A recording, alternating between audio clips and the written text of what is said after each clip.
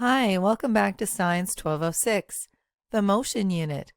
I'm Ms. Ledwell, and in this video, we'll talk about acceleration due to gravity. Let's get started.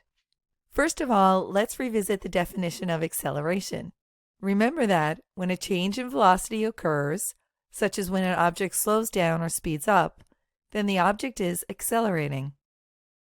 Acceleration is represented by an A with an arrow above it, and is defined as a change in the velocity of an object during a time interval or as the rate of change in velocity.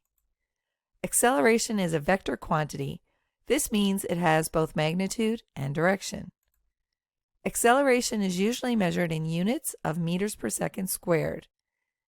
It measures how the velocity, measured in meters per second, changes with each second that passes.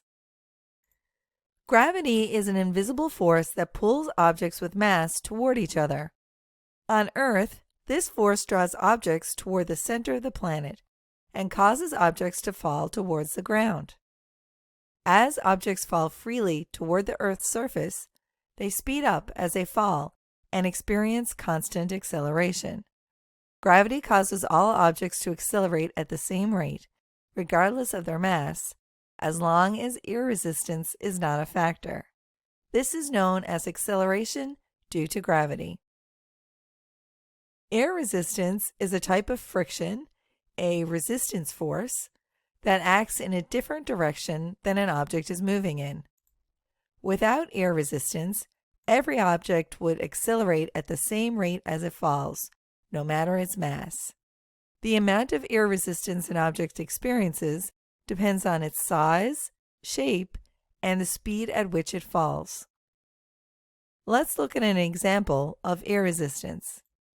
A parachute, when opened, spreads out to create a wide surface area, encountering a lot of air resistance that slows its descent to the ground.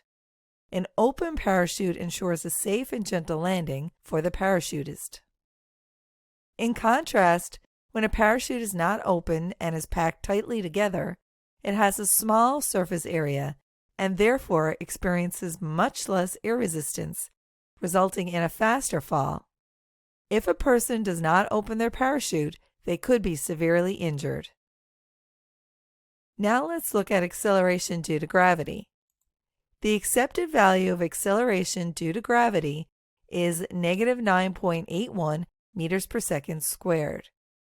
The negative sign indicates that the direction is downward.